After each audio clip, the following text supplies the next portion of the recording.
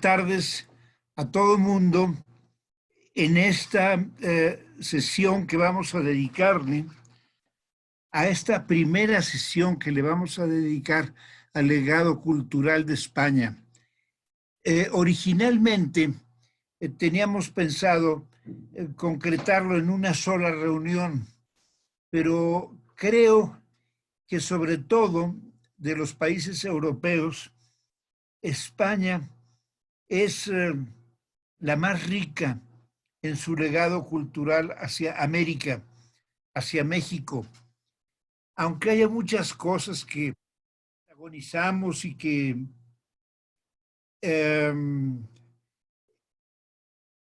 ¿qué les puedo decir? Que a veces no estamos de acuerdo. Es innegable que la herencia española en México es fundamental, comenzando con la lengua en la que nos estamos dando a entender. Nos comunicamos en español y mucho de nuestra cultura tiene sus raíces en España, así como mucha de nuestra cultura, sobre todo ahora, empieza a surgir de las raíces indígenas y prehispánicas que durante mucho tiempo se negaron era como mensajes de Satanás.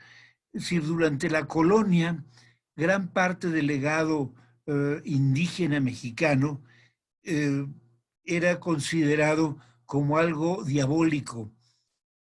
Y bueno, es entendible cuando vemos estas deidades tan violentas de México, la Coatlicue, por ejemplo, pues es algo que han de haber llegado los españoles y se les ha de haber hecho espeluznante. Pero la realidad es que poco a poco se va fusionando más la esencia de México, del México antiguo y de España.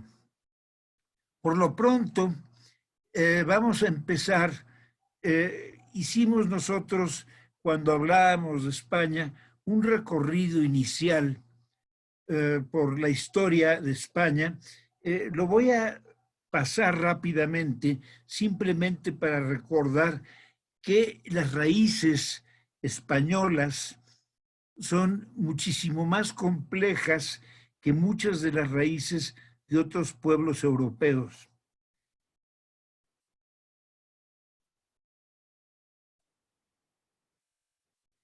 Les había mostrado, por ejemplo, los castros, estas construcciones, obra de los celtas, que les servían como viviendas y en caso de invasiones, pues también les servían para protegerse, pero básicamente eran las bases de sus viviendas, cubrían esto con palma o con plantas, y estas eran sus pequeñas ciudades. Generalmente también tenían un corte militar. Después vimos estos dólmenes que están en Axeitos, en el norte de España. Como estos dólmenes, yo les comentaba, no se han encontrado incluso en Francia con esta calidad. En Francia son muchísimo más burdos, son simplemente unas piedras colocadas verticalmente, sin ninguna forma. Aquí se nota la piedra tallada, la piedra trabajada. Y bueno, después vimos la España de tiempos de los romanos. España estuvo bajo el dominio romano pues prácticamente 4 siglos. Era la Hispania tarraconienses, la Lusitania y Bética, que es lo que actualmente es Andalucía, esto es Portugal y el resto de España. Estos son algunos de los, no sé si los recuerden, él es Trajano, él es Adriano y él es Teodosio, tres emperadores romanos nacidos en España. Y uno de los más importantes, que es Séneca. Séneca, uno de los hombres más sabios, que fue maestro, imagínense, fue maestro nada menos que de Nerón. Se nota que pues, no asimiló gran cosa el pobre de Nerón. Este es de España, conquistada ya por los visigodos, y aquí tenemos la España árabe.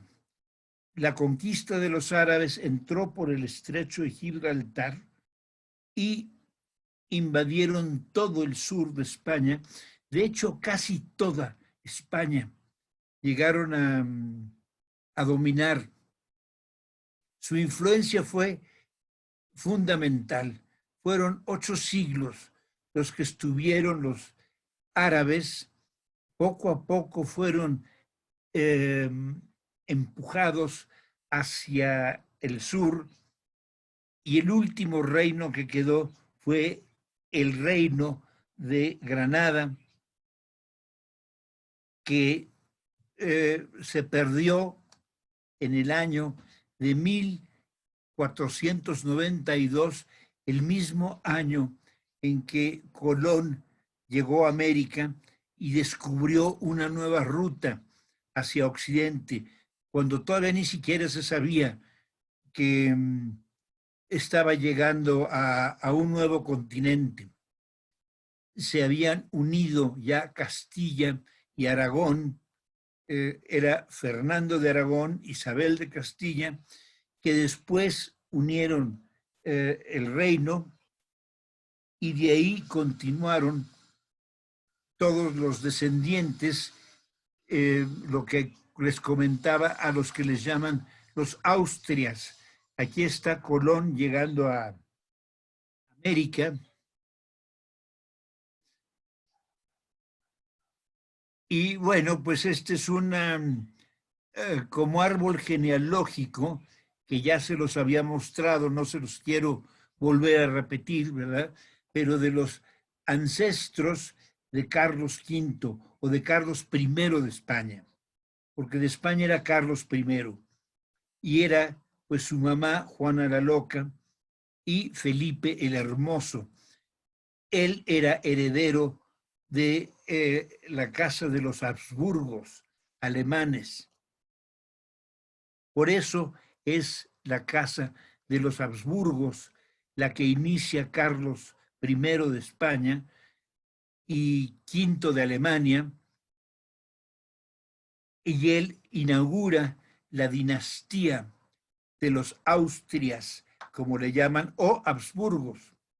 Aquí está Carlos V con su esposa Isabel de Portugal. Si lo comentamos, el reino que llegó a cubrir Carlos I de España ha sido uno de los más grandes imperios en la historia del mundo. Nunca se podrá comparar con el imperio que llegaron a dominar los ingleses o con el imperio del Genghis Khan.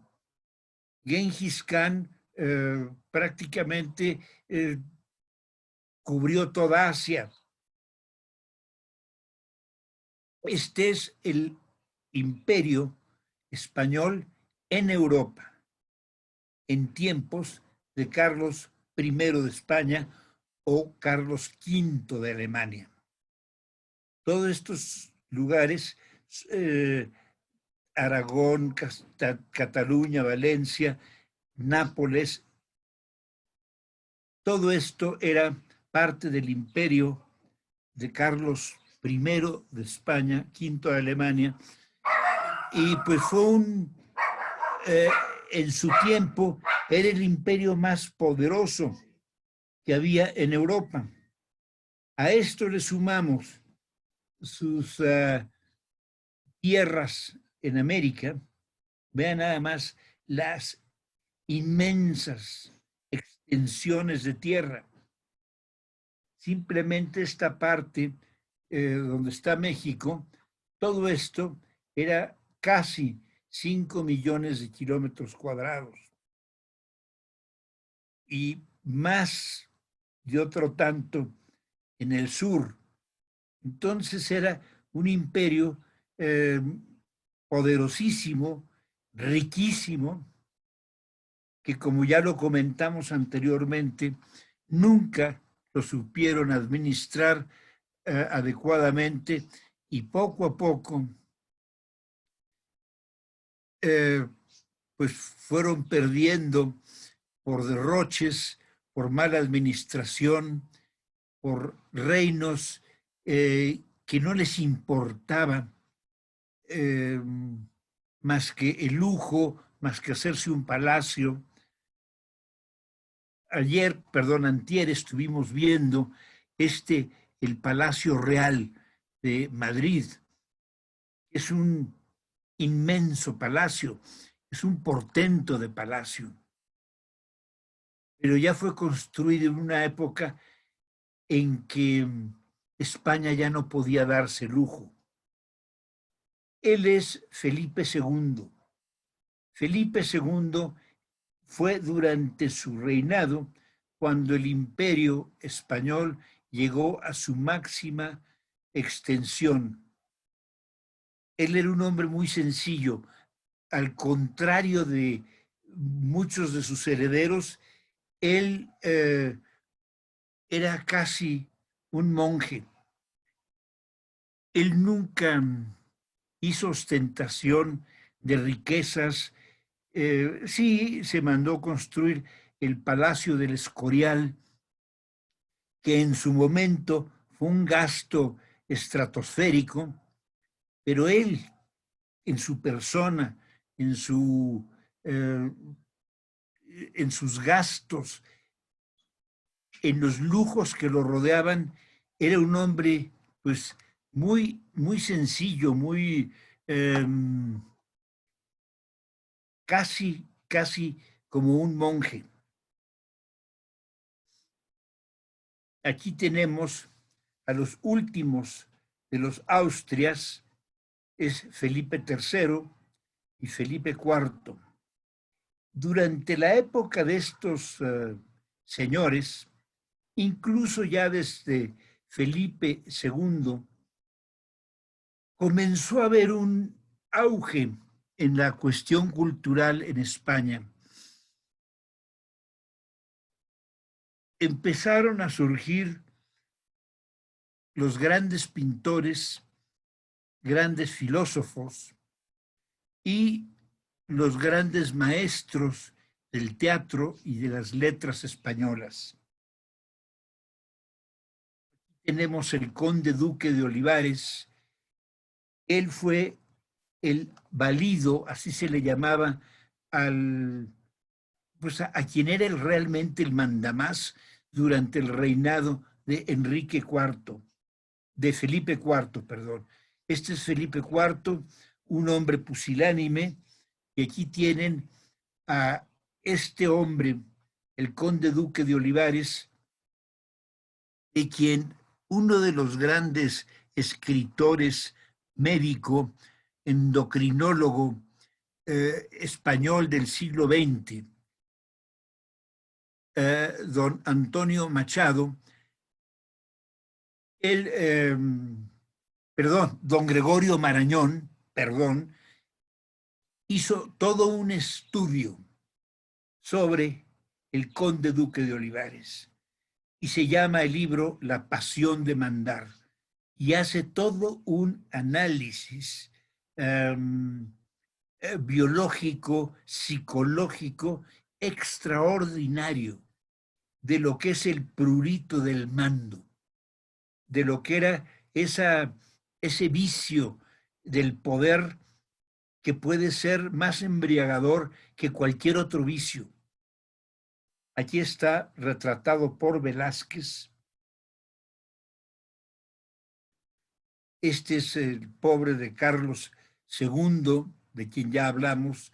Si no ha sido por sus ministros, el pobre hombre hubiera llevado a la ruina a España. Después aquí tenemos a los siguientes, perdón, olvidé mencionarles, después de Felipe IV empieza el reinado, pasa la dinastía a los Borbones, y él es el primero de los Borbones, y después se siguen con los diferentes Borbones hasta llegar a Carlos III. Aquí tenemos a Carlos IV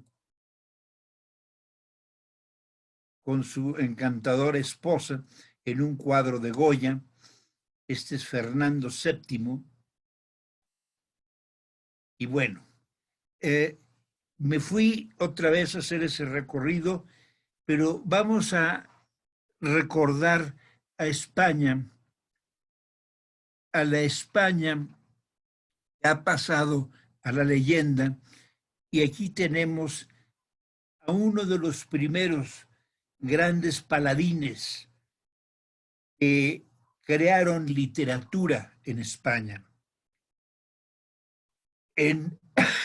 Cuando la conquista de los árabes, es decir, cuando se trató de rescatar territorio español de los árabes, hubo muchos caudillos.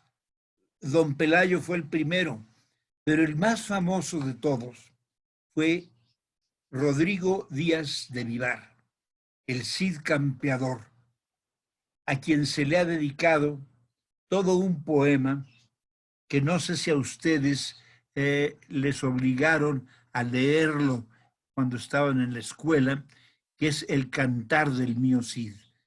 Aquí está el Cid Campeador,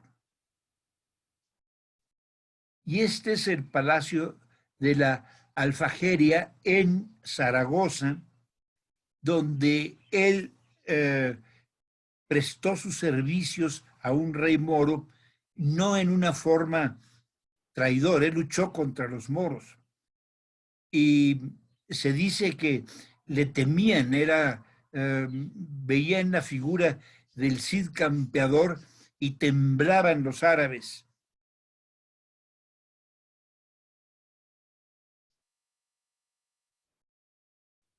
De las primeras obras literarias que han pasado a la historia, hay muchos, todo es el romancero español, donde hablan romances. Me refiero a los romances, no en el sentido romántico de la palabra. Romance se refiere a toda una aventura. Y el romancero español son una serie de poemas en un español todavía primitivo, en un español antiguo, no digamos torpe, porque tiene mucha belleza. Cuando los leemos, tienen mucho ritmo, y algo que tiene desde entonces el español, tienen mucha fuerza. El español es una de las lenguas más fuertes que se hablan en Europa. Nosotros vemos, por ejemplo, el inglés siempre es mucho más suave. El francés es fuerte, pero también es más suave que el español. No digamos el italiano. El italiano es de lo más dulce. El ruso es una mermelada. El ruso hablado por gente educada es una miel de lengua. El griego es muy fuerte. El griego y el español suenan fuerte. son lenguas que se hicieron como para cantares de gesta. Y hubo muchos cantares de gesta y todo lo que se le llama el romancero, que hay algunos, me encantaría podérselos leer, pero pues no tendríamos tiempo. Una de las primeras obras importantes que se publicaron fue la historia de Calixto y Melibea, que es la historia de la Celestina.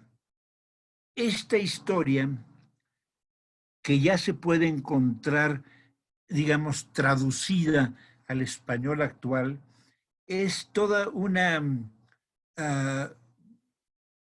epopeya o todos los quehaceres de una alcahueta, de una mujer que disfruta con las aventuras galantes de caballeros con damas, e incluso ella lo provoca, ella muchas veces se esconde y espía lo que están haciendo, todas sus aventuras licenciosas. La Celestina las contempla y la obra es parte de esas aventuras, sobre todo entre los protagonistas, que es Calixto y Melibea. No crean que es una historia romántica en la que Calixto sufre por el desamor de Melibea. Al contrario, ella es rápida y fácil.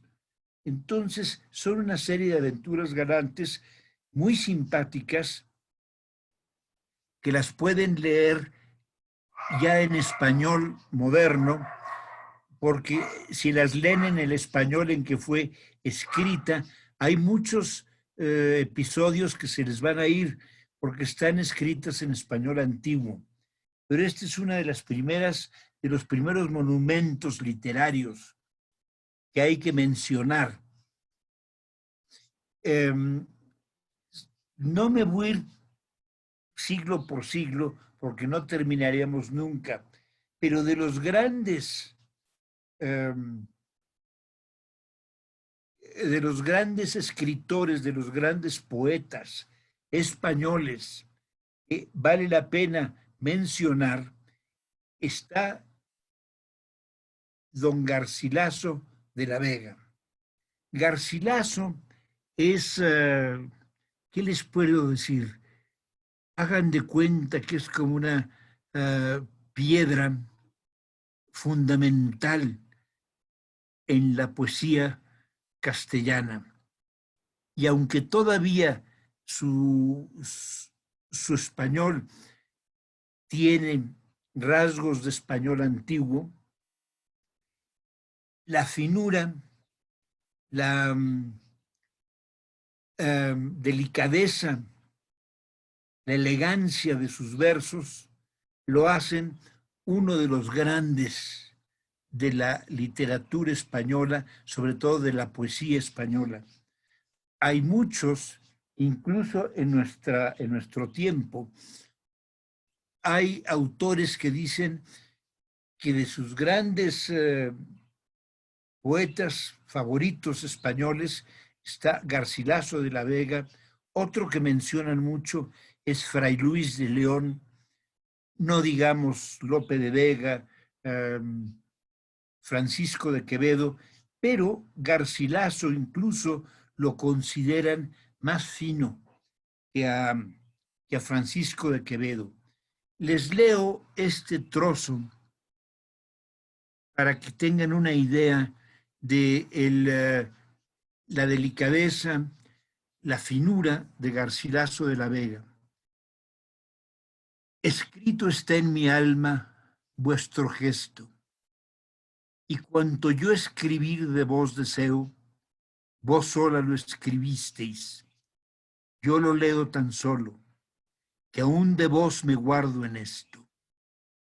En esto estoy y estaré siempre puesto, que aunque no cabe en mí cuanto en vos veo, de tanto bien lo que no entiendo creo, tomando ya por fe, ya la fe por presupuesto. Yo no nací sino para quereros. Mi alma os he cortado su medida. Por hábito del alma mismo os quiero. Cuando tengo, confieso yo de veros. Por vos nací, por vos tengo la vida. Por vos he de morir y por vos muero. Precioso poema. Este es un clásico poema de Garcilaso, siempre con esa elegancia, con esa finura. Bueno, después de Garcilaso, vamos a mencionar a este monstruo. Decía, la vida es corta, viviendo todo falta, muriendo todo sobra. Es Lope de Vega. Lope de Vega, su vida llena de aventuras, estuvo marcada por el genio. Nunca ha habido en la literatura española un genio que se le pueda comparar. ¿Qué les puedo decir? No tanto en la calidad del verso. El verso que acabamos de oír de Garcilaso de la Vega, quizá nunca lo hubiera escrito un Lope de Vega, pero era tal la pasión por escribir que se le atribuyen poquito más de 500 comedias a Lope de Vega. Cervantes decía que era un monstruo viviente, Lope de Vega. Además de sus obras de teatro, imagínense, 500 es una cantidad descomunal. Vamos, tendría que estar escribiendo una cada semana, no sé, no he hecho la cuenta, pero es extraordinario. Hay una obra que se llama Las Obras Escogidas de Lope de Vega, que son 3 tomos como de 1000 páginas cada uno, y nada más son las obras escogidas. Ignoro si se han impreso sus obras completas, sus comedias y tragedias y obras de teatro completas. Pero además de las obras de teatro, él escribió muchísimos poemas, sonetos, escribió novelas, novelas en verso, y toda su vida se la pasó escribiendo.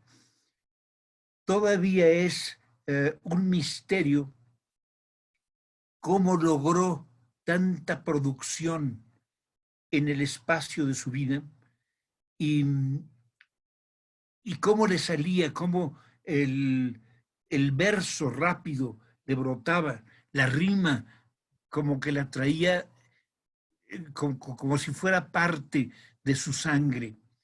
Lope de Vega es un fenómeno que hay que estudiarlo. De las 500 obras que hizo, podríamos eliminar muchas de ellas, porque hay muchas que son repetitivas, le cambian los nombres y el argumento lo modifica un poco, pero sí ha logrado Lope de Vega obras que son obras maestras, como El perro del hortelano, en fin, podría mencionar varias. Lo interesante es que cuando tengan oportunidad de ver alguna obra de Lope de Vega puesta en teatro, no se la pierdan. Generalmente se ponen en teatro obras que son de sus obras maestras. no de las del montón, porque tiene muchas que son, vamos a decirlo, mediocres, a pesar de que su rima va funcionando, pero no tienen la calidad de algunas cuantas que son las cumbres de su producción.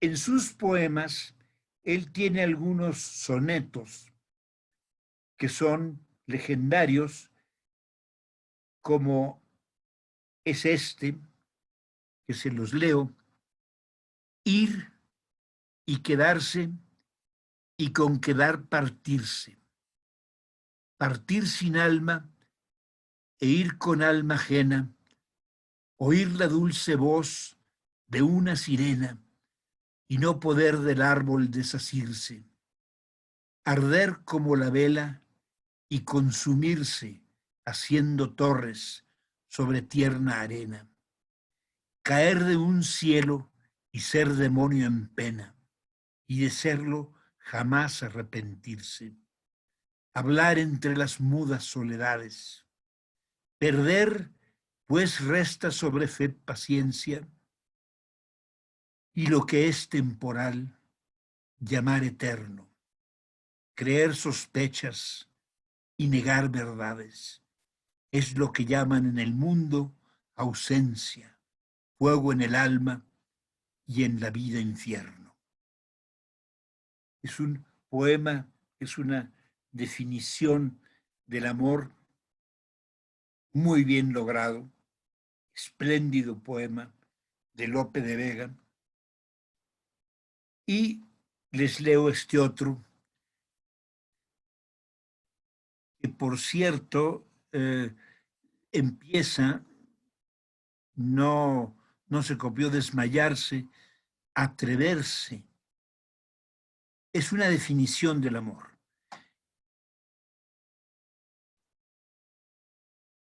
Desmayarse, atreverse, estar furioso, áspero, tierno, liberal, esquivo, alentado, mortal, difunto, vivo, leal, traidor, cobarde y animoso. No hallar fuera del bien centro y reposo. Mostrarse alegre, triste, humilde, altivo, enojado, valiente, fugitivo, satisfecho, ofendido, receloso, huir el rostro al claro desengaño, beber veneno por licor suave, olvidar el provecho, amar el daño, creer que un cielo en un infierno cabe, dar la vida y el alma a un desengaño, esto es amor. Quien lo probó lo sabe. Espléndido poema, es una definición del amor, pero pues es una obra maestra. Muchos de estos poetas del siglo de oro, Quevedo, en Portugal, Camões, hicieron obras de arte sobre el tema del amor, que son parte del legado inmortal de nuestra lengua. Aquí tienen a Pedro Calderón de la Barca. Pedro Calderón de la Barca es muy célebre, muy famoso, porque hizo uno de sus... hay quienes, miren, yo no tengo el conocimiento, ni he leído tanto trato clásico español del siglo de oro, y no me considero un juez equilibrado ni con el suficiente conocimiento, pero hay quienes dicen que la obra maestra del teatro del siglo de oro fue de Calderón de la Barca, una que se llama La vida es sueño. Pedro Calderón de la Barca, que nunca hizo ni de chiste ni la 10ª parte de las obras que escribió Lope de Vega, fue otro de los grandes. Y les leo este trozo que pertenece a su obra de teatro, La vida es sueño.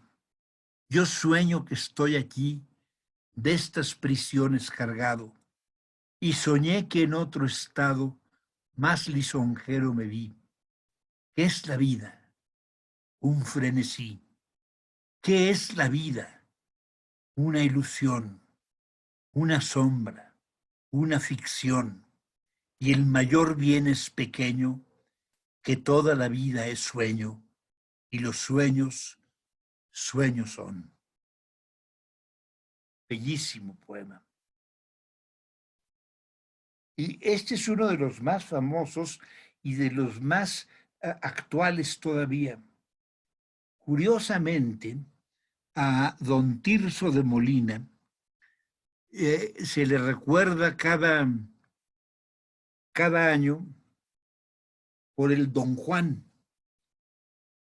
Él escribió El burlador de Sevilla, siendo un clérigo, pero él escribió esta obra que resultó como un parteaguas para muchos escritores posteriores.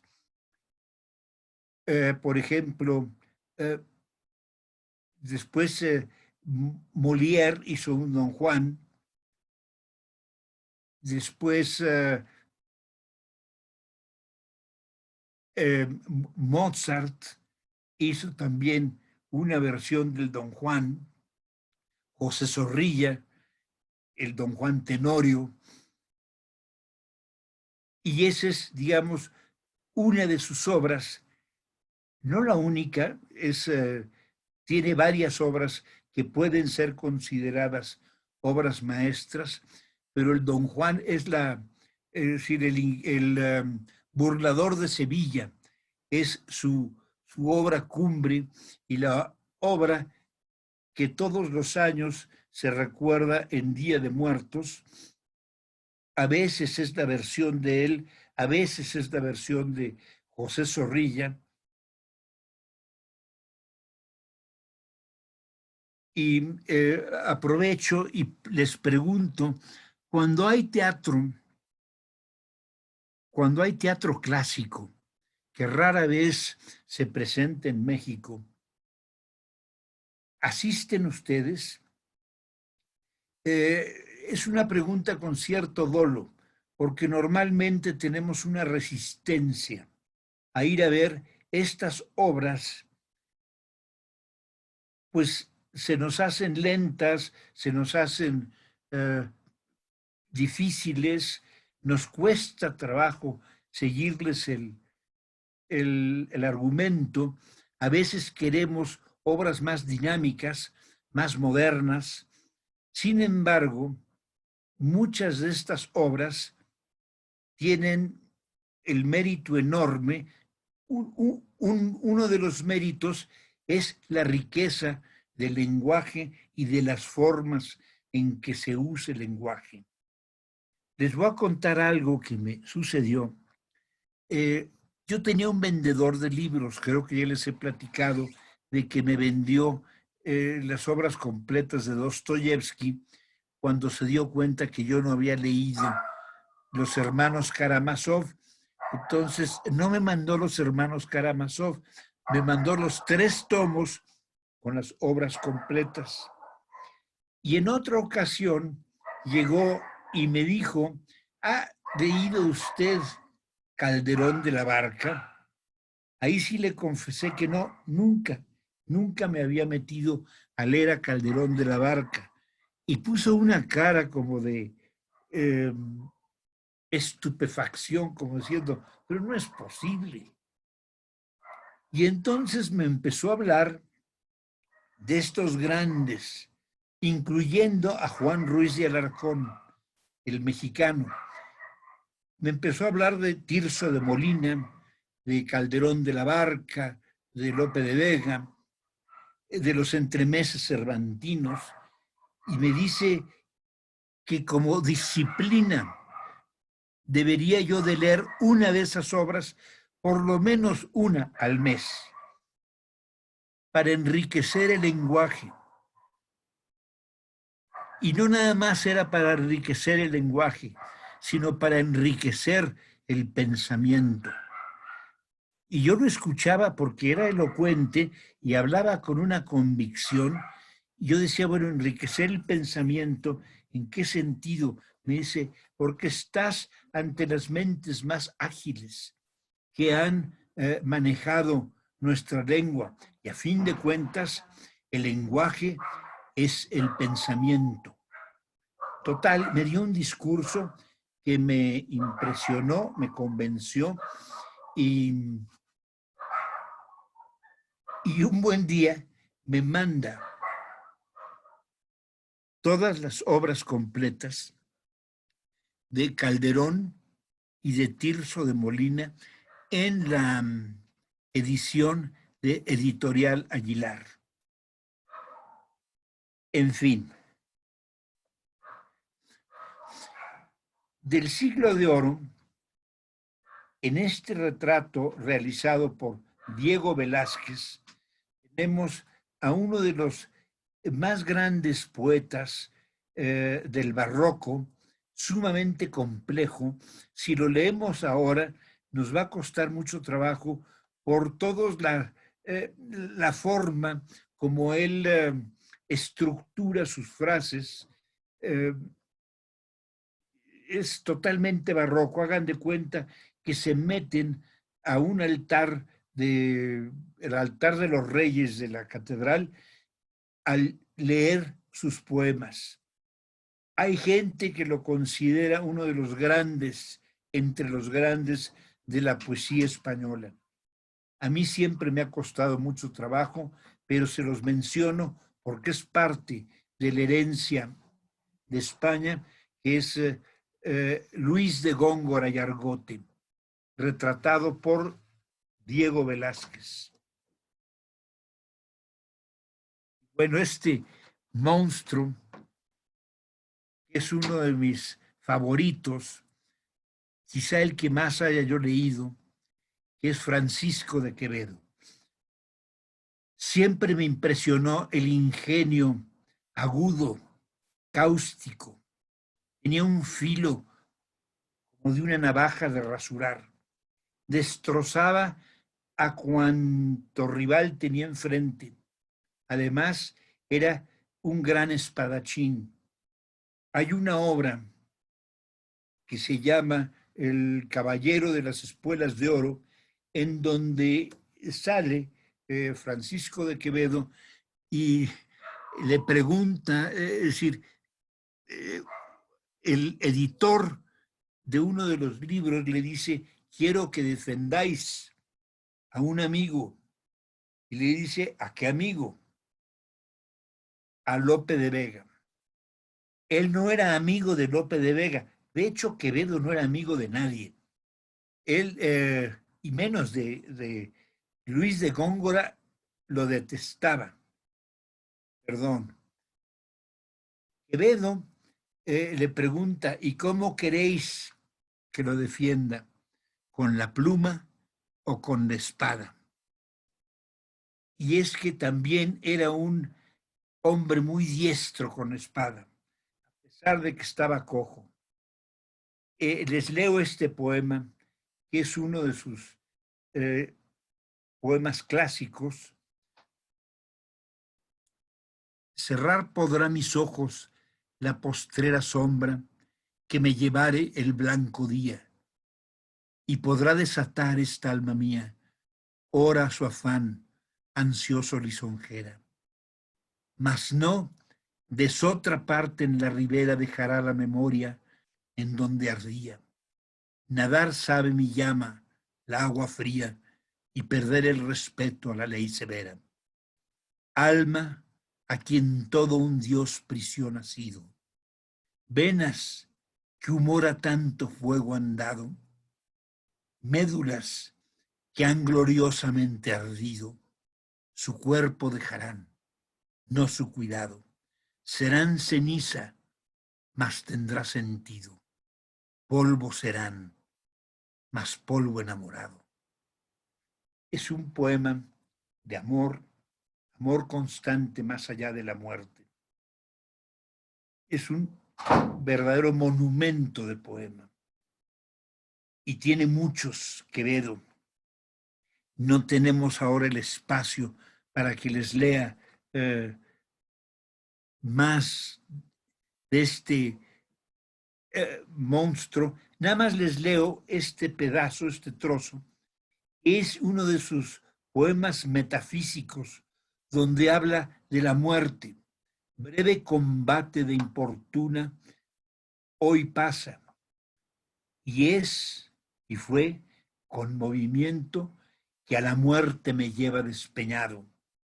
Asadas son la hora y el momento que a jornal de mi pena y mi cuidado cavan en mi vivir mi monumento.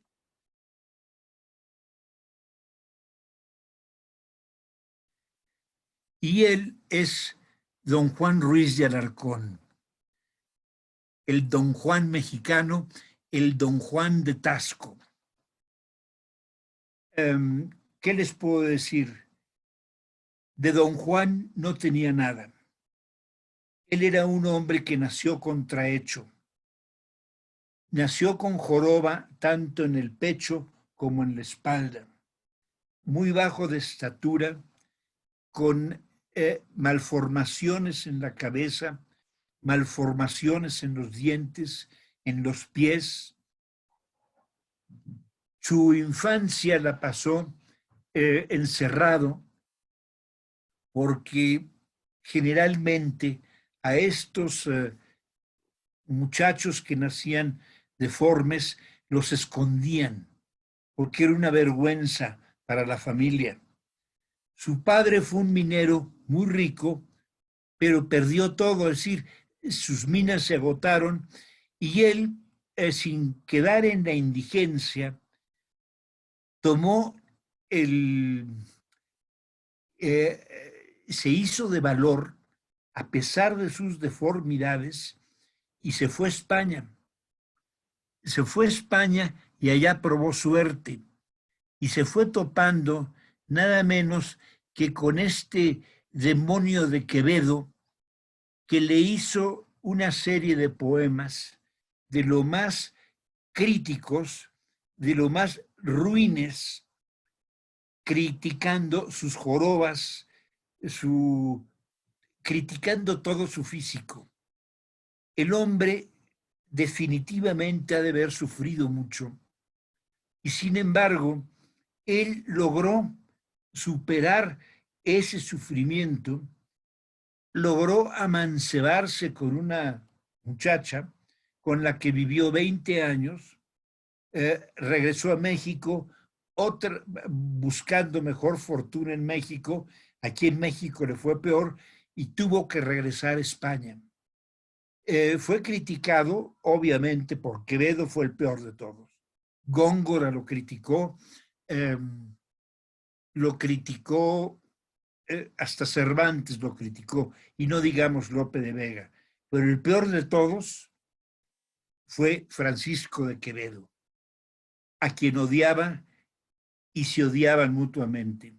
Sin embargo, y esto sí quiero dejarlo claro, a pesar de que su producción de obras de comedias es mínima si la comparamos con la de un Calderón de la Barca y bueno, no se diga Lope de Vega, don Juan Ruiz de Alarcón hizo, no sé, unas 20, 30 obras. Algunas de ellas son consideradas obras maestras. Incluso hay críticos españoles como don Marcelino Menéndez Pelayo, que a pesar de no ser muy pro-mexicano, hablaba del indiano, porque así le decían a Juan Ruiz de Alarcón, como uno de los más finos. Su lenguaje siempre fue más delicado, refinado.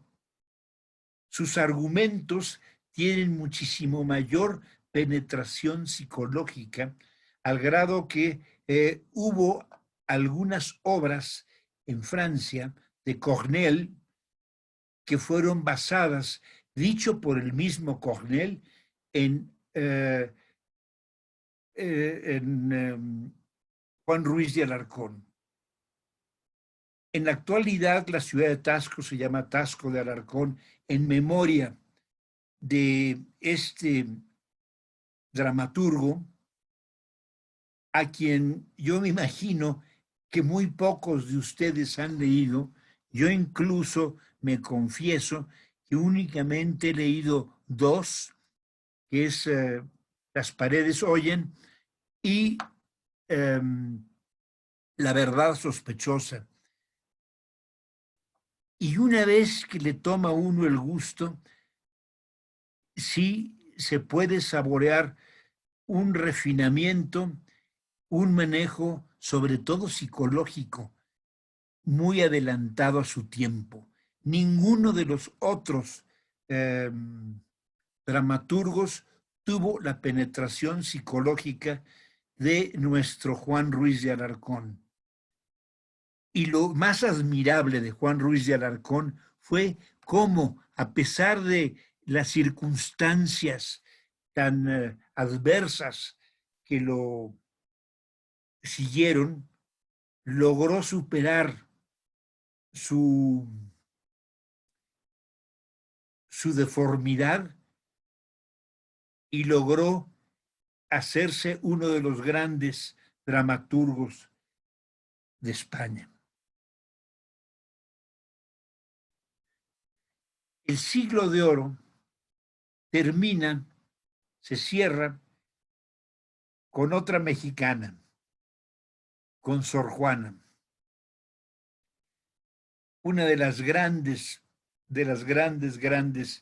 poetas de nuestra lengua. Aquí tienen una fotografía que se cree que es de ella cuando era todavía una niña de 15 años, y aquí ella convertida en una monja. Aparentemente era una mujer muy bella, o era una mujer bella, pero más que su belleza, era su talento, su talento para escribir, para la poesía, para el estudio.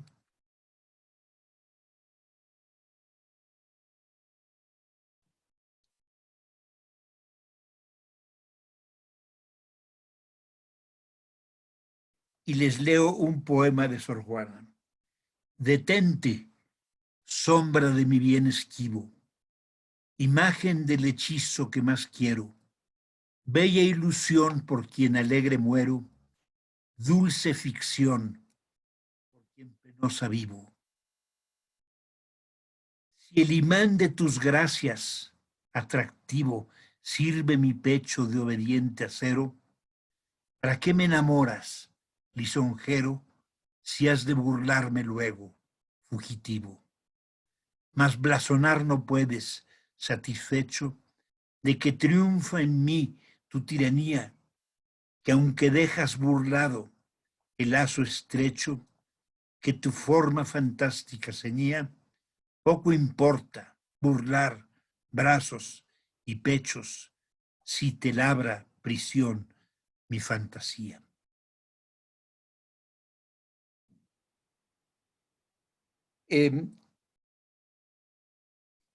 Les quería proponer algo, porque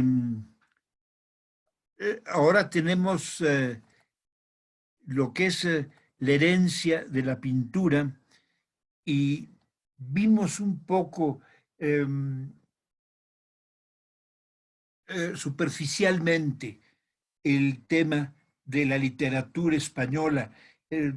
Nos hemos saltado pues toda la literatura contemporánea, que es parte de del legado español. Yo les propongo que continuemos el martes para terminar bien con España. Este cuadro es de Zurbarán, nada más para su información, y podamos ver un poquito más a fondo cuál ha sido parte de ese legado del que debemos estar, al menos yo lo estoy, orgulloso, como estoy también de mi legado y de mi herencia cultural indígena. Quería aprovechar antes de despedirme, hacer mención de una nota que nos mandaron hoy y quería hacer una aclaración. La Casa del Viaje no atiende clientes de otras agencias. Si en un momento dado ha habido una confusión, caray, lo sentimos mucho, pero nuestra política, puesto que somos mayoristas, nuestra política es respetar ante todo el cliente que nos envía nuestros patrocinadores, los agentes de viajes que nos favorecen con sus ventas. Se ha tratado de imponer una pregunta cuando recibimos una llamada, ¿quién es su agente de viajes? De repente, me imagino, se ha omitido esa pregunta. Yo les pido, por favor, hagan la prueba, vuélvenos a hablar, porque en ese sentido, Berenice es radical. Si hay algo que detestamos en la Casa del Viaje, precisamente por todo el esfuerzo que a lo largo de estos casi 27 años nos ha costado crear un nombre y un prestigio, es respetar los clientes de nuestros colegas.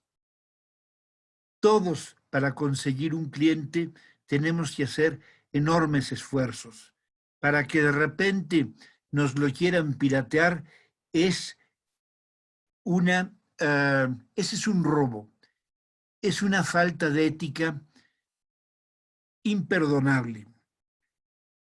Les quiero dar la garantía a nombre propio y a nombre de Berenice Lozano y de todo el equipo de la Casa del Viaje, que en todo momento se respetarán sus clientes. Y les pido, por favor, llámenos, hagan la prueba. Es decir, pónganos la trampa, porque si hay alguien que está saltándose este reglamento para nosotros tan importante, pues no nos quedará de otra más que prescindir de los servicios de quien se comporte de una forma tan poco ética. No sé si está claro, no sé si tengan dudas al respecto, pero esto es ¿qué les puedo decir? Es una garantía, una promesa personal de mi parte y sobre todo de parte de Berenice Lozano. A todo mundo que nos hable se le preguntará quién es su agencia de viajes.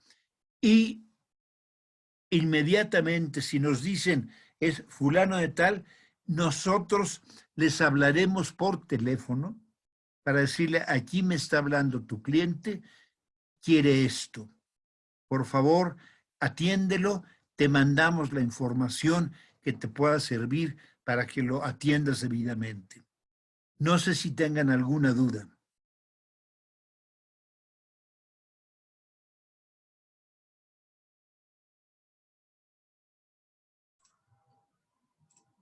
Muchas gracias, señor Raúl. En el chat pueden poner ya los comentarios si tienen alguna duda respecto a este tema.